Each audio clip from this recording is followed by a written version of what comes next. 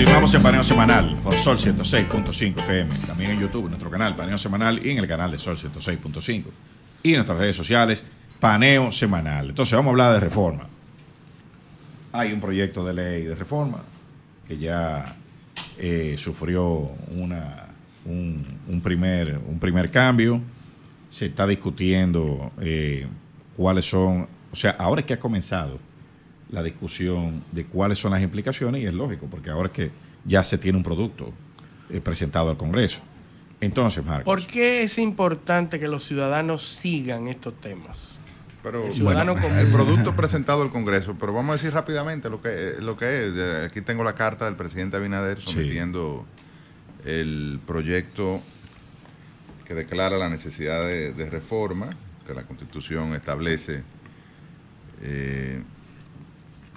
Se propone la modificación, se recibió el 19 de agosto del 2024 en la Secretaría General Legislativa del Senado y propone la modificación de los artículos 81, 166, 67, 69, 171, 178, 179, 209, 268 y 274, impulsada con el objetivo de garantizar la estabilidad constitucional de las reglas de elección presidencial al impedir futuras modificaciones que versen sobre la misma, y eso es un tema sobre las cláusulas de intangibilidad y si realmente es necesaria aplicarle candados adicionales, que es lo que se ha dicho, ¿verdad? En otras palabras, al mecanismo de elección para que no se modifique, consolidar la autonomía constitucional del Ministerio Público y especializar sus funciones. Ya veremos, podemos conversar un poco sobre en qué momento de independencia está el Ministerio Público, sobre todo a partir de la reforma del 2010. Unificar la celebración de las elecciones presidenciales, congresuales, municipales. Vamos a ver si eso es sano, desde el punto de vista de la democracia, ¿no? Y adecuar la cantidad de representantes en la Cámara de Diputados. Así que básicamente esos son los 4 puntos sobre los cuales, o pilares, sobre los cuales versaría, ¿no?, la reforma constitucional, y el mandato que tendría la Asamblea Nacional Revisora, de conformidad con el artículo 270 de la Constitución, solo podría, eso obviamente no es pacífico, como se dice, pero solo podría la reforma versar sobre esos puntos en esos artículos que están mencionados allí. Bien. Bueno. En ese mismo orden, bueno, empecemos. Yo lo que quiero es que la gente, digamos, recordarle un poco. El paquete ahí. Sepa qué es lo que cuál es el meollo, cuál es la reforma, pero bueno, vamos a pensar. A mí me gustaría iniciar preguntándole a Marcos, ¿en qué momento del desarrollo constitucional estamos? Es decir, nuestra Constitución, como constitución normativa, o dentro de lo que se llama el neoconstitucionalismo o el nuevo constitucionalismo, es una constitución, la del 2010 me refiero, que para mí... Moderna. O sea, hay esa necesidad que uno parecería que la Constitución quiso, cuando hablaba de necesidad de reforma, de que hay un elemento perentorio, ¿verdad? Que, digamos, no necesariamente, pero que una circunstancia que amerite realmente algún cambio. Una convocatoria de la Asamblea Nacional Revisora, que no es poca cosa, ¿no? Que bastante poder que tiene dentro del marco del proceso de reforma constitucional. O sea, ¿hay esa urgencia de introducir reformas a la Constitución? Bueno, vamos a ver. En estos aspectos que han sido mencionados. Hablar desde el punto de vista político, desde el punto de vista de la necesidad. Otra cosa es hablar desde el punto de vista jurídico, desde el punto de vista de la legitimidad. Legitimidad del presidente, pues sí, tiene la legitimidad para presentar, obviamente, un proyecto de reforma constitucional. Claro. Pero como decía Mortati, ¿no? Constantino Mortati, la Constitución no solamente es decisión política, es forma, procedimiento y garantía. Y hay una cuestión que es muy importante, y es que... A lo que voy, la Constitución nuestra tiene tantos problemas que requiere... No, ahora no. Ahora no. no tiene tantos, todo lo contrario, tiene una necesidad de desplegarla en Correcto. todo su ámbito, en todo su Es ámbito. una Todavía constitución no se ha moderna, desplegado. novedosa, Es una que se constitución ajusta revolucionaria a en lo- su momento porque claro, incorpora un Estado social. Correcto. Habéis cambiado la forma de Estado. Habéis pasado de un modelo de Estado de derecho, de Estado liberal, hacia un Estado distinto, un Estado social, que irradia en todas las obligaciones jurídicas de las instituciones. Habéis avanzado en institucionalidad. Habéis creado, ahora sí, un modelo de garantía constitucional como es el Tribunal Constitucional, a la que realmente pues muchas de las cuestiones que ahora se debaten en el Parlamento, en el Congreso, ya se le pone límites. Es decir, ya el legislador ya no es un poder ilimitado para legislar. Es decir, estamos pasando de lo que era una cultura política constitucional hacia una cultura normativista, garantista, ¿eh? Claro, toda la historia de la República Dominicana toda la historia constitucional, pero no solamente de la República Dominicana, de toda América Latina, es una cultura política. Es decir, las constituciones han dependido siempre de los poderes políticos. Ahora tenemos que dar un nuevo salto. Es decir, las constituciones ya no dependen de los poderes constituidos, sino que depende de la gente, depende del pueblo, depende de un poder, que lo explicamos mucho en nuestras facultades, que es el poder constituyente. El poder constituyente representa lo que es y quien detenta la soberanía popular. La gente. La gente es el que tiene la capacidad de decidir cambiar un modelo constitucional. Es decir, vosotros, en todos los cambios que ha habido en la Constitución, no se ha consultado nunca a la gente. Nunca ha habido referendos populares. Hemos visto como en Chile, por ejemplo, en Chile, hace poco se ha intentado, desde la izquierda, Boric ha intentado llevar un proceso de llevar a cabo un proyecto total de cambio de Constitución, pero había que consultárselo a la gente. ¿Por qué? Porque desde la Asamblea Revisora en Chile no se ha podido modificar la Constitución porque a la hora de establecer un referéndum la gente ha dicho que no hay consenso, no se puede hacer. Por tanto, para hacer una reforma constitucional tiene que haber consenso político, consenso social y consenso de la gente, consenso de quien detenta el poder. Quiere una constitución de derecho. Exactamente, exactamente. Claro. No, y han ganado los dos proyectos. Sí. Claro. El primero la izquierda, Claro. después la derecha, las dos constituyentes me refiero. Entonces es muy importante diferenciar en un proceso de reforma, de cambio o de modelo constitucional lo que son los poderes constituidos, por tanto, con toda la legitimidad. Es decir, esto ya nos lo decía Hans Kelsen en un libro que yo recomiendo a la gente si nos está escuchando y además lo recomiendo yo también a mis alumnos, un libro que habla sobre el valor y esencia de la democracia. La democracia constitucional. La democracia constitucional no solamente es el gobierno de la mayoría, por muy mayoría que sea, es el gobierno de la mayoría respetando los derechos de las minorías. Es decir, y eso es el pacto constituyente, ese es el pacto del poder constituyente y esa es la legitimidad. Sin legitimidad no va a haber legalidad.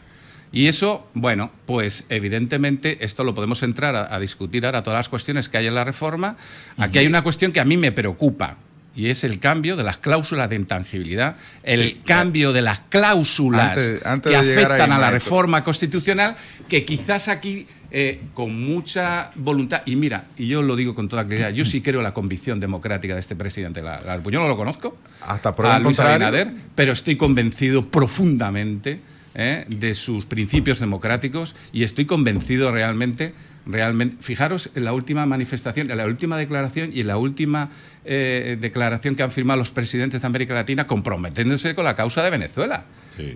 Donde diciendo que no, hay que aliarse. Es que la democracia y la democracia constitucional no tiene colores ni ideología, Sí, a mí, afecta a todos. En Así es. estoy de acuerdo contigo, Marco. Como todos saben, yo fui legislador hasta el pasado 16 de agosto de un partido de oposición. Ahora, me preocupa si, y como el dominicano, tú sabes que es, como dicen aquí, chivo, es decir, siempre cree que hay algo debajo de la mesa y un asa escondida, y no deja de preocuparme la insistencia sobre todo en ese punto. de esta reforma constitucional que no es nueva. El presidente lo planteó al inicio de su primer gobierno. Exacto, hace 3 años. Era otra reforma, porque yo la pude ver y analizar, incluso entraba en muchos elementos o se ocupaba mucho de una reforma de las altas cortes, sobre todo de la forma de elección de los jueces, de los tiempos en que los jueces debían estar en las posiciones. En la Suprema se le planteaba un límite de tiempo de 9 años, igual que ocurre hoy con el Tribunal Constitucional. Es decir, había otros elementos que hoy en día no están presentes y me resulta suspicaz la insistencia de que haya de abrir. A veces uno pensaría, en el caso mío, una opinión muy personal, que no se busca poner candados, sino debe encontrar una llave. Entonces, eso digamos que queda en el imaginario del dominicano, ese sentimiento de por qué se insiste tanto en una reforma que al parecer no es tan necesaria como se ha dicho. Bueno, algunos podrán decir que el presidente quiere su impronta en materia constitucional, que todos los presidentes que están vivos, expresidentes, tienen su aporte, ¿no? Algunos menos que otros. Evidentemente, la Constitución del 2010, propuesta por Leonel, que sí fue fruto de una consulta nacional, incluso por provincia, un gran diálogo, se consultó con muchos sectores, ciertamente tuvo el aporte de expertos internacionales, sobre todo españoles. Yo fui testigo de eso. Bueno, estuve ahí, fui testigo. Una comisión de notables, de juristas, sí, fui testigo, a los que todos les reconocen un amplio conocimiento en materia constitucional, coordinada por el que luego fue presidente del Tribunal Constitucional, el doctor Milton Ray Guevara. Y bueno, me parece a mí, aunque algunos podrán decir lo contrario o lo que quieran, que fue producto de un gran consenso social, ¿no? Pudo haber sido luego, pudimos ir más lejos y haber decidido por una constituyente y bueno, quizás para darle más legitimidad. Pero más bueno, legitimidad a través de un referéndum, pero la Constitución de 1994, como sabes, no lo exigía. Correcto. Pero sí que hubo esas consultas. Yo me acuerdo en el año 2009, en el anteproyecto, yo conocí ese país en el 2009. Correcto. O sea, yo me recorrí todo el país, todas las provincias. De un año discutiendo y me y acuerdo de ir a hablando, provincias, a sitios donde habían no cientos, miles de personas. Y la gente Aquí, se paraba y decía, aunque no supieran lo que había estaba, pero una pasión, digamos, ¿no? Por cambios, reformas. La gente estaba entusiasmada, ¿no? Había una necesidad, incluso acreditada por la sociedad, y quizás hubiera sido bueno, aunque la reforma de la Constitución, del procedimiento de reforma del 1994 no exigía ese referéndum, pero hubiera sido ya el corolario, ¿no? De ese sistema. Dicho esto, yo te diría que la Constitución no es perfecta. No, deberá tener muchos errores, incluso hasta... Bueno, fíjate, mi amigo Fabio Guzmán, que tiene toda la razón, sí. Quizás a lo mejor una de las cosas que podíamos hacer es mejorar ortográficamente y tipográficamente. Hay muchos errores gramaticales en esa Constitución. Hemos detectado más de 99. Sí. Quizás podíamos hacer una depuración lingüística, aprovechar para que, evidentemente, fuera una Constitución, una pieza que fuera un documento bien escrito, ¿no? Que estuviera bien redactado, bien escrito. Ahora vamos a los elementos. Luce que el proyecto tiene lo que el proyecto de reforma, me refiero, tiene todo lo que no debe tener y no tiene lo que debe tener. Bueno, José hacía mención a uno de los elementos que a mí me parece que eso es importante dentro de la reforma del Poder Judicial. Es decir, no se puede, evidente, equiparar el mandato de los magistrados del Tribunal Supremo, que deben de ser jueces de carrera, no se pueden jubilar a los 7 años que estén ahí. No puede ser igual exactamente que la jurisdicción constitucional que la jurisdicción ordinaria, que los jueces de carrera. Lo somete, o lo que dice a un examen para ver si una evaluación. Sí, una evaluación, pero los jueces que están en la Suprema deben acabar su carrera. Claro. Deben de terminar su periodo hasta que se jubilen, una vez que son nombrados. Son los 75 años. Hasta los, pero ahora solamente pueden estar hasta 7 años y ser renovados y jubilados para toda la vida. Renovados, claro, o no, pero si no son renovados, pero no hay obligación. Claro. No hay obligación de renovarlos, porque no hay obligación. No tiene un derecho adquirido. No, y además, no se logra la inamovilidad, que es lo que garantiza. No se garantiza la inamovilidad. Uno de los elementos de que los garantiza importantes de la independencia del Poder Judicial. Muy bien, José. Claro. Entonces, ahí tenemos que garantizar la carrera profesional. La carrera profesional hasta que se jubilen. Esa es la mayor independencia, la autonomía en el mandato. No estar pendiente de 7 años porque son profesionales. Son jueces de carrera. Y no puede ser lo mismo que el Tribunal Constitucional, porque ahí sí, la evolución, la interpretación de los conceptos jurídicos van evolucionando, van cambiando. Ahí sí que es necesario adaptar la Constitución a la realidad. Y que además no hay la Ahí sí. obligatoriedad de pertenecer a la carrera para entrar Claro, muy bien, porque tienen de ser de carrera, deben de ser personas Exacto. Que han ejercido como juez durante un tiempo determinado, de acuerdo con sus posiciones, de acuerdo con su trayectoria. Claro, son jueces de carrera. Y ahí es donde tienen que acabar cuando llegan a Suprema. Pero fijaros, como en todo el derecho comparado. En todas las Cortes Supremas de todo el mundo son jueces de carrera, son jueces profesionales. Entonces, quizás esas son unas cosas que había que rescatar de esa reforma, ¿no? Entonces, es un eufemismo, justicia independiente, claro, sin garantizar eso. Claro, la inamovilidad. Y solo intentando meter las manos en el Ministerio Público. Es que, como estaba señalando José, es que una de las cosas más importantes que tenemos que centrarnos, yo he sido juez de lo contencioso administrativo en mi país durante algunos años, es garantizar la independencia del Poder Judicial. Claro. Y hay otra cosa muy importante pendiente de la Constitución dominicana, el desarrollo de la ley de la jurisdicción contencioso-administrativa. Bueno, que está ahí, avanzado. Pero como sabes, ha habido proyectos que se han ido cayendo, tanto en el Congreso como en el Senado. Y está ahora en la Cámara de Diputados. Pero sigue ahí, y estamos 14 años sin crear esa ley de la jurisdicción tan importante, que es la ley que va a servir para controlar el poder, para controlar la corrupción, para controlar el poder, la administración. Y es una fundamental. Pero el proyecto que declara la necesidad de reforma establece como primer punto garantizar la estabilidad constitucional de las reglas de elección presidencial. Ahí propone la modificación del artículo 268, que es la cláusula de intangibilidad. Así es. Que ha estado presente, creo que desde el siglo... Desde la primera Constitución, pero tiene más de 100 años. Al principio del siglo XX, creo que la reforma de 1902. Tiene 107 años, creo que 117 años. Si mal no recuerdo, donde se declara, en este caso el 268, que no podrá versar la reforma sobre la configuración del Estado social, democrático, republicano. Presidencialista, democrático. Presidencialista, no podríamos ir a una democracia parlamentaria, por ejemplo, efectivamente, en el marco del 268.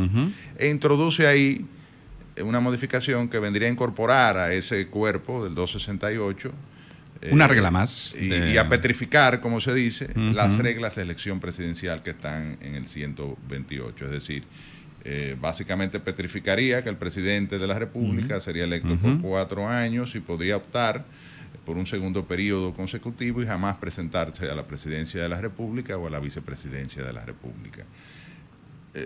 Hay varios puntos a analizar allí.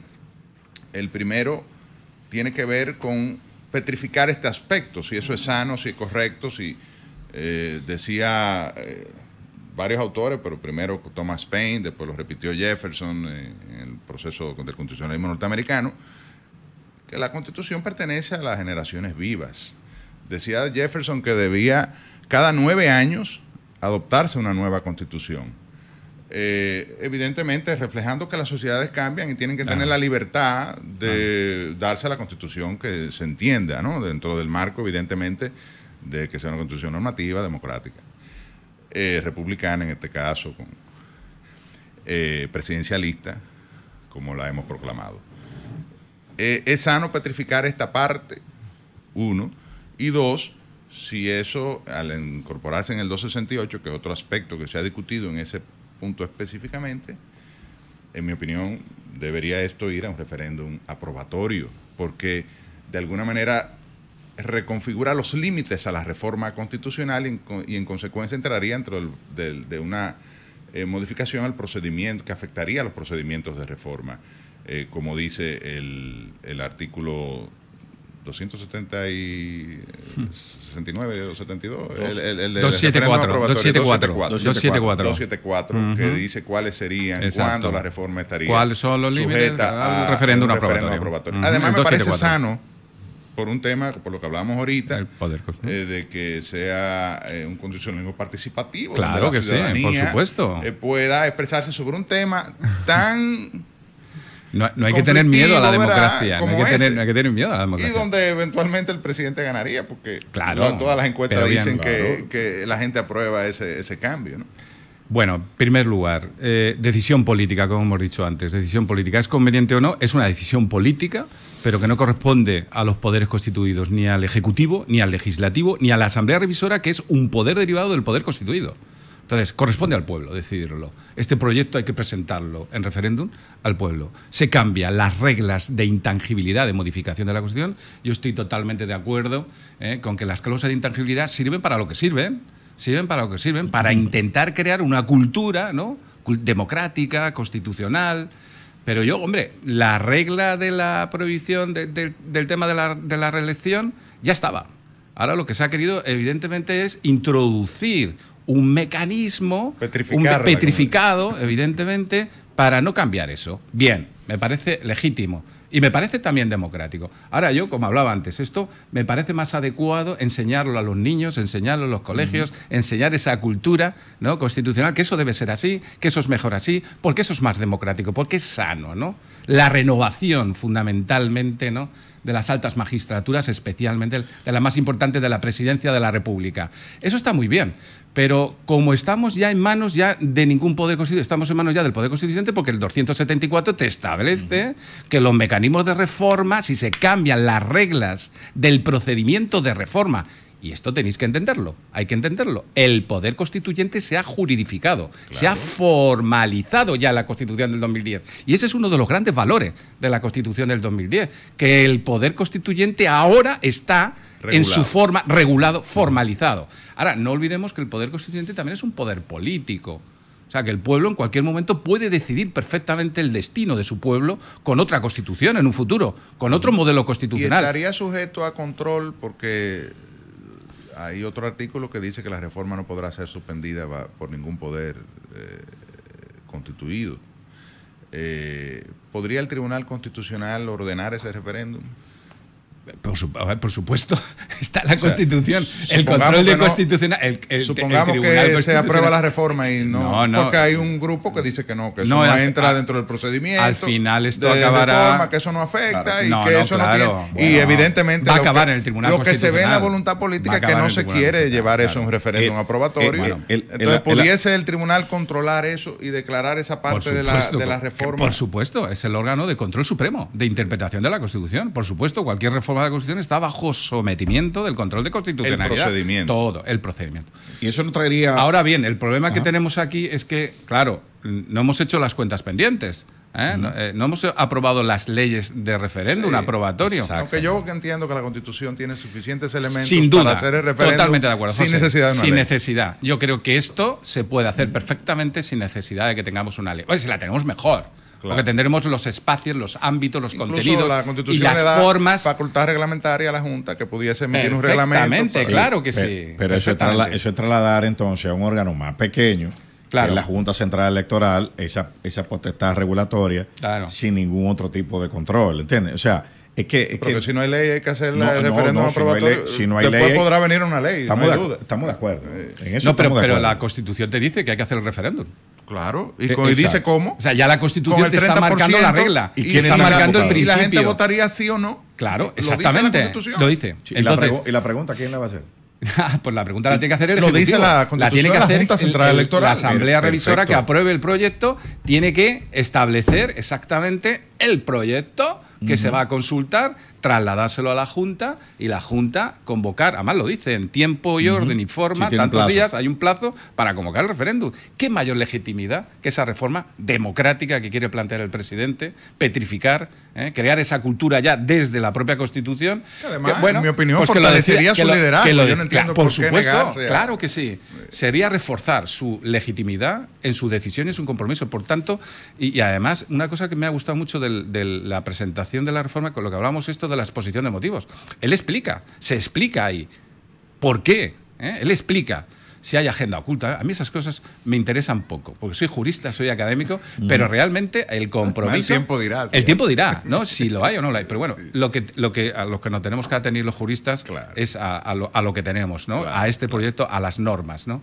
Y realmente se explica, ¿no? Que es profundizar en la democracia, estabilizar el sistema democrático y dar mayor continuidad y amplitud a lo que es el desarrollo de una democracia plena en la República Dominicana.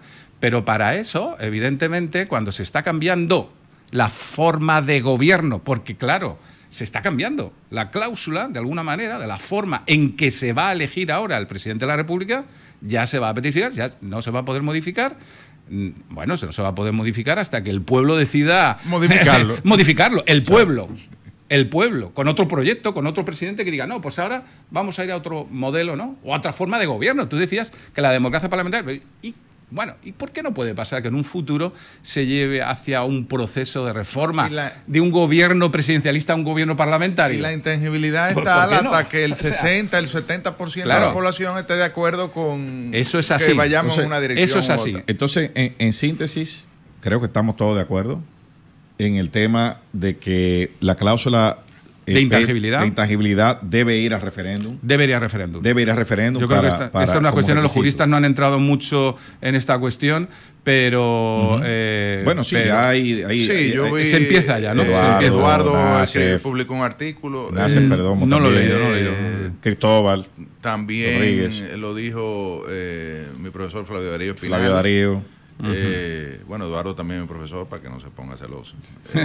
Todo él lo sabe. Nuestro amigo sí, Eduardo. claro. Pues nada, estoy de acuerdo. Si ya lo han dicho ellos, ya lo han afirmado, yo estoy de acuerdo en que eso debe ser así y nada. Lo que hay que hacer es ayudar a que se haga bien. Las cosas en política no solamente hay que plantearlas, sino que cuando las haces bien te va mejor, porque las vendes mejor políticamente. Yo creo que esta es una decisión que se va a legitimar más y además aquí sí, no por un WhatsApp, sino realmente por una vía de consultas que hay que hacer, de participación ciudadana. Que es la que establece. No, ¿Qué es lo la que que dice establece? la Constitución, ¿Qué es lo que que no establece? podría ser otra. Y la gente No va a por tener WhatsApp. la capacidad de discutir en sus ayuntamientos, en sus sitios, en sus asociaciones, como lo mismo que es que hizo la Constitución de 2010, pero ahora sí, decidiendo y votando.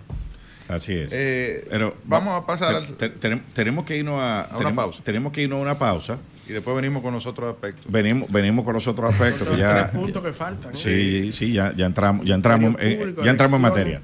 Pero vámonos a la pausa. Este es Paneo Semanal, no le cambien. Un paneo con